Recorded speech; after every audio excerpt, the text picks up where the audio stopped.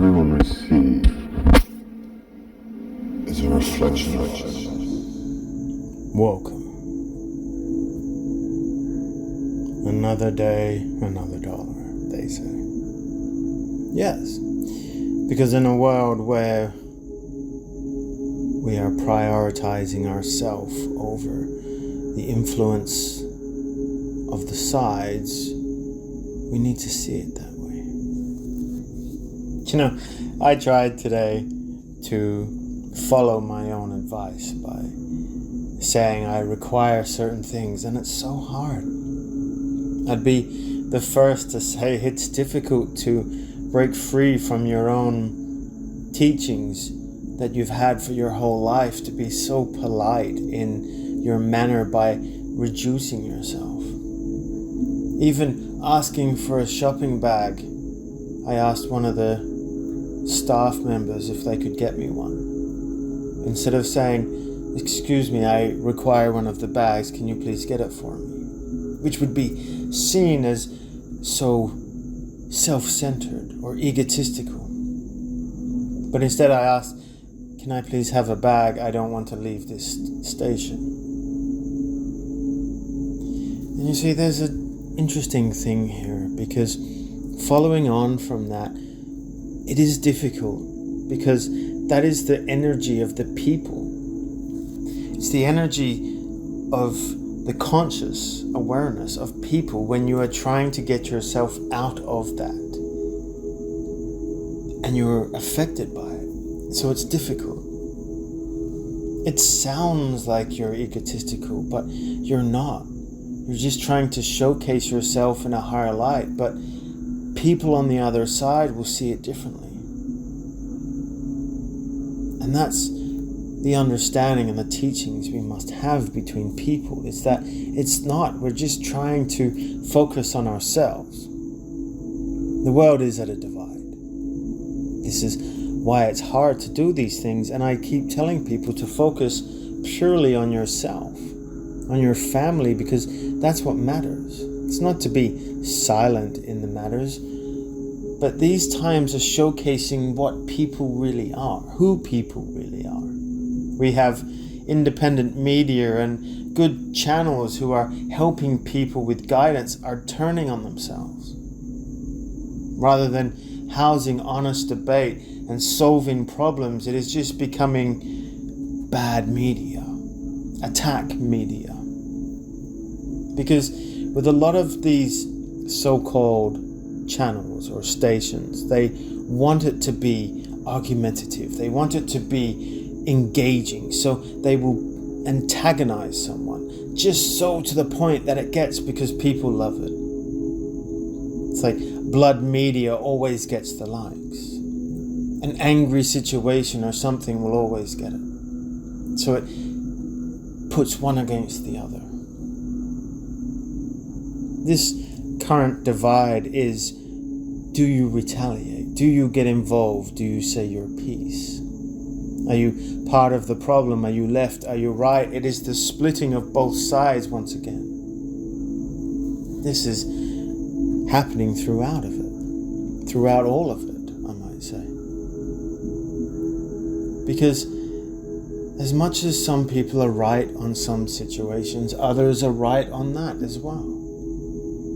But again, we are following the same terminology, the same scripture that we are being fed, because they are only retaliating to what information they are being shown.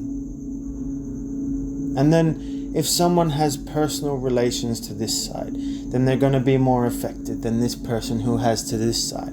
So someone's going to take something out of context and jump on it because it's good media and it creates arguments. And then how do we not know that these people have been infiltrated as well? How do we not know that they're driving a similar narrative? We don't know. There is so much going on here that it's actually more wise to not be involved, to not react harshly, because what tends to happen is you jump out of a situation and you label yourself. You bring attention to who you are, and then people will forever follow you because you have done something maybe you shouldn't have. That doesn't mean you're right or wrong. It just means you have reacted. They have pressed your buttons so deeply you have shown your cards. Where does your heart truly lie? It becomes less and less about helping humanity and more about keeping your status or your stature as an individual. People forget that a lot of these left versus right are all in it to protect their own assets. They need to survive also. Negative publicity is good publicity. People get tuned into this stuff, and a lot of people know that. I've always thought differently. I've felt differently. I've seen people rise from nothing to the top, to only but change, to only harbor their own self-interest, to just repeat what is already being shown. Nobody really goes deep enough where they question people's heartfelt individuality. Everything, as I mentioned last time, is decided by choice. Wanting to be this or that. What are your opinions here? What is it on that? Do you know, as hard as it is, we focus on ourselves becoming royalty. We should never feel or see ourselves being less than that. But we continuously hear shifts and splits. But what if it is? What if Dolores Cannon was right? What if all these people saying that rapture is real? That we will hit a solar flare or plasma flare? And it isn't about whether you are righteous or whether you are a sinner or you've done everything right in your life, but more about how you represent humanity. Whether you stay honest and true to yourself without reacting to this certain playing in war and theatrics. People will always ask for your opinion on things, but then they judge it because of it. How do you stay, what's the word? I don't know, individual? How do you stay away from being one side or the other? Is it bipartisan? By something? Who knows? I've been called bipolar. We all are. But by not following one side or the other, not choosing that one is right, one is wrong, wanting to see the best in community, what if that is the chance? What if that is the choice that you need to make? By continuously focusing on what you want humanity to be. What if we cannot fix the old world if we were never meant to? But we are to witness it, the unfolding, the rapture, without being involved, without saying our 2 or 10 cents worth to annoy the other party.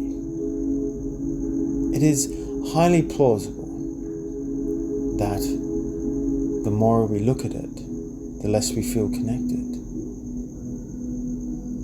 There are a lot of people who have unhealed trauma within themselves.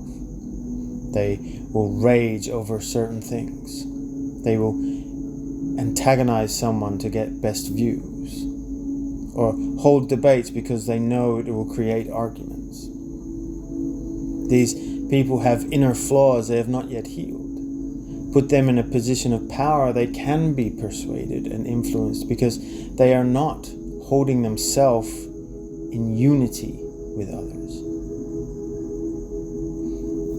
This war, this religious, this mass immigration, all of these problems are occurring, doesn't downplay the existence or punishment that should be occurred. The smarts that have to happen.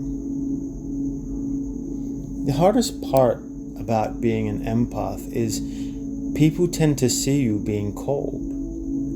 Because You know when to share your wisdom, your feelings, your love. You understand what is going on. I said the difference between a sociopath and an empath.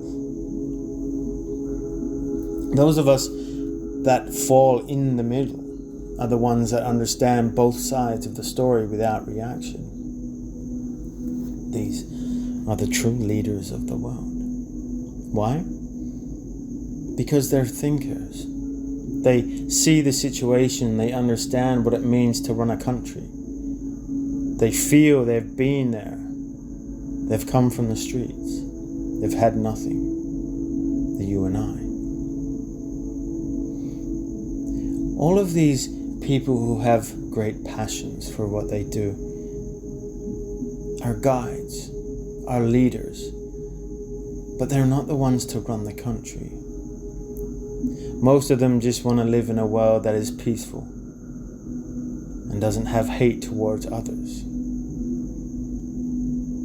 I've said to many people, the truth will always set us free. And I think that's what's required, because everyone will fight for a story, but only the truth can heal the people.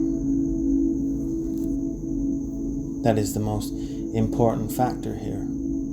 You can be told a lie and believe it with all your heart, only to be downplayed, but then other people will continue fighting that lie because they don't want to believe that their life was false.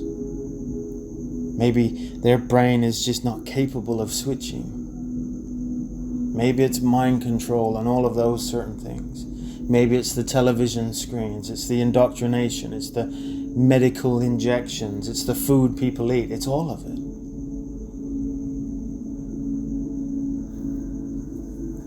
So what would happen, this split between religions, when nothing is true anymore and it's all just a power play? To sit back and be a watcher instead of a reactor. Well, I'll say it like this. A nuclear reactor is capable of destruction, but it is also capable of power. Empowering a nation. The problem is most of them die off, never to be used again.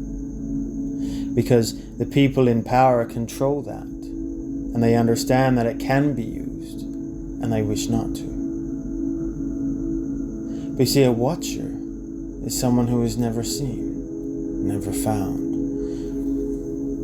never controlled. The reason why I say this is because those of people who are reactors are usually in your face. They are seen, they are witnessed, they are noticed, they are controlled. They are manipulated, whether they know it or not. But as a watcher, you understand what people are doing. You see the world collapsing. You understand what is happening. And you can teach others. But people don't understand. It's not about seeing atrocities and saying, I support this. That is the worst thing anyone can think. It's about healing. It's about focusing on community and rebuilding that community, turning it into something to fight the system from distance, to understand what it takes and what it needs. I think there's a fine line between what the world needs and what the world wants. But then you have to ask yourself, is that exactly what the system is? And do we all just need to step away for a moment and look at it from a different perspective? Perhaps. Perhaps. So I'll leave you with that for now. And may we all ponder with the times that are coming. So it is with that, I leave you with peace and love. Take care.